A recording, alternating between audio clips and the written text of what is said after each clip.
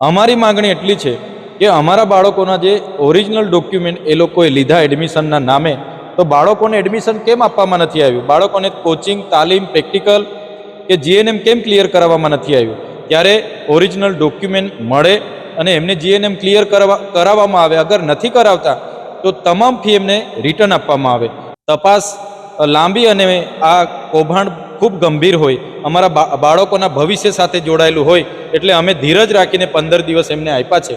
દિન 15માં જો કાર્યક્રમો યોગ્ય અમારા સંતોષકારક અમારા બાળકોને જવાબ નહીં મળશે, દિન પછી અમે આનાથી પણ વિશાળ આંદોલન કરીશું.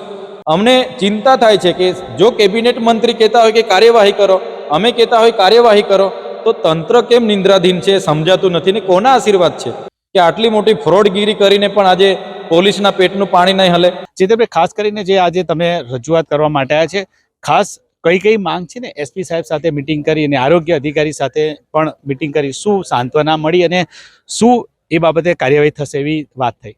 આપણે રાજપીપળા ખાતે જે મા કમલમ ખાનગી નર્સિંગ કોર્સ ચલાવનારી એક સેન્ટર હતું, એમની રજૂઆતો અનેક વિદ્યાર્થીઓ અમારી પાસે લઈને આવ્યા હતા. ત્યારે અમે સ્થળની મુલાકાત કરી અને સરકાર પર એનો જવાબ માંગ્યો. ત્યારે સરકારના કેબિનેટના મંત્રી કુબેરભાઈ ડિંડોરજીએ સ્પષ્ટ પ્રેસ કોન્ફરન્સ કરીને કીધું કે દીપક ગોહિલ ચેરિટેબલ ટ્રસ્ટ દ્વારા સંચાલિત મા કામલ ફાઉન્ડેશન એ બોગસ સંસ્થા છે.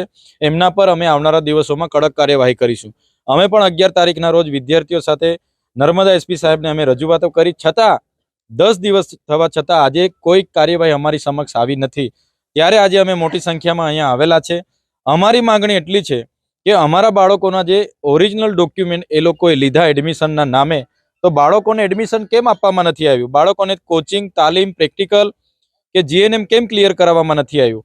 ત્યારે ઓરિજિનલ ડોક્યુમેન્ટ મળે અને એમને જીએનએમ ક્લિયર કરાવવામાં આવે. અગર નથી કરાવતા તો તમામ ફી એમને રિટર્ન આપવામાં આવે. અને 3 વર્ષ એમણે જે અભ્યાસ કર્યો છે, તો 3 વર્ષના અભ્યાસની એમને સ્કોલરશિપ જે આદિજાતિ વિકાસ વિભાગની મળવી જોઈએ તે પણ મળી નથી. તે પણ મળવી જોઈએ એવી અમારી માંગ છે. સાથે આરએમઓ નર્મદા દ્વારા પોતે ફરિયાદી બનીને આ બોગસ સંસ્થા પર કાર્યવાહી કરાવવામાં આવે એવી અમારી માંગણી છે. એસપી સાહેબે 15 દિવસનો સમય અમારા પર માંગ્યો છે. ત્યારે તપાસ લાંબી અને આ કૌભાંડ ખૂબ ગંભીર હોય, અમારા બાળકોના ભવિષ્ય સાથે જોડાયેલું હોય, એટલે અમે ધીરજ રાખીને 15 દિવસ એમને આપ્યા છે. દિન 15માં જો કાર્યક્રમો યોગ્ય અમારા સંતોષકારક અમારા બાળકોને જવાબ નહીં મળશે, દિન પછી અમે આનાથી પણ વિશાળ આંદોલન કરીશું અને ખૂબ મોટા પાયે આંદોલન આ જ જગ્યા પર અમે કરીશું. ચેતરભાઈ, આ જે મા કામલ છે એને કેટલા વિસ્તારમાં આ રીતે નર્સિંગ કોલેજ ચલવી હોય અને તમને કેવું લાગે છે? તમે બધાને વિદ્યાર્થીઓને મળ્યા, કયા વિસ્તારમાં આ રીતની કોલેજ એમને ચલવી એવું લાગે તમને? જે રાજપીપળા સેન્ટર છે, વ્યારા સેન્ટર છે અને સુરત, 3 જગ્યાએ સેન્ટરો રાખીને બેંગ્લોરની યુનિવર્સિટી સાથે સંલગ્ન છે એમ કરીને પરીક્ષા આપવા ત્યાં લઈ જાય છે. પણ અહીંયા કોઈ જાતની તાલીમ, કોચિંગ કે કોઈ પ્રોફેસર કે કોઈ ટેકનિકલ સાધનો નથી. ત્યારે આજે છોટાઉદેપુરની પણ ઘણી દીકરીઓ આવી છે, ભરૂચ જિલ્લાની પણ ઘણી દીકરીઓ છે, નર્મદાની પણ ઘણી છે. સાથે વ્યારામાં પણ વ્યારા, ડાંગ, વલસાડ, નવસારીની ઘણી દીકરીઓ ત્યાં છે. સુરતમાં પણ અંકલેશ્વર, કોસંબા, સુરત આજુબાજુની ઘણી દીકરીઓ છે. એટલે મને લાગે છે હજારો દીકરીઓ સાથે આ ભાઈએ ગેરરીતિ કરી છે.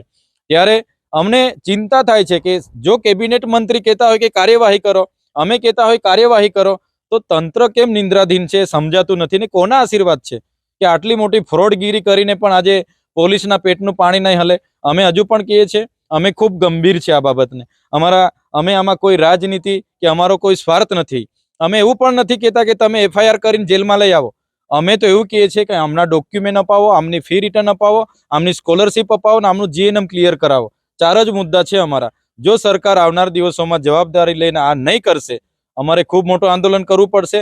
અને જેટલા પણ એમના સેન્ટરો છે, અમે એક જ દિવસ નક્કી કરીને તમામ સેન્ટરો પર ઉમટી પડીશું.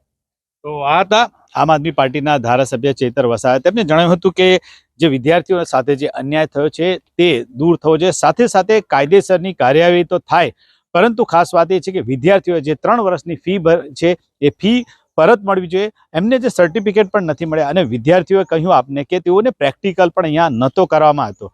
ત્યારે ધારાસભ્યએ પણ કહ્યું કે મંત્રી જે છે કુબેર ડિંડોર, તેઓ પણ કહી ચૂક્યા છે કે આ સંસ્થા રજીસ્ટર નથી થયેલી, એટલે કે માન્યતા પ્રાપ્ત નથી. ત્યારે તેની સામે કાયદેસરની કાર્યવાહી કરવામાં આવે તેવી માંગ કરવામાં આવી છે. ત્યારે જોવાનું રહેશે કે મા કામલ સંસ્થા જે છે તેની સામે કાયદેસરની કાર્યવાહી થાય છે કે નહીં. અને ખાસ કરીને જે વિદ્યાર્થીઓની માંગે છે કે તેઓના પ્રમાણપત્રો જે સર્ટિફિકેટ છે એ પરત મળે અને જે એસટી વિદ્યાર્થીઓ છે અન્ય વિદ્યાર્થીઓ છે જેઓને મળવાપાત્ર શિષ્યવૃત્તિ છે એ સ્કોલરશીપ પણ મળે તેવું તેમની માંગ છે. ત્યારે જોવાનું રહેશે આગળની કાર્યવાહી શું થાય છે. નરેન્દ્ર પેપરવાલા, ગુજરાત તક, નર્મદા.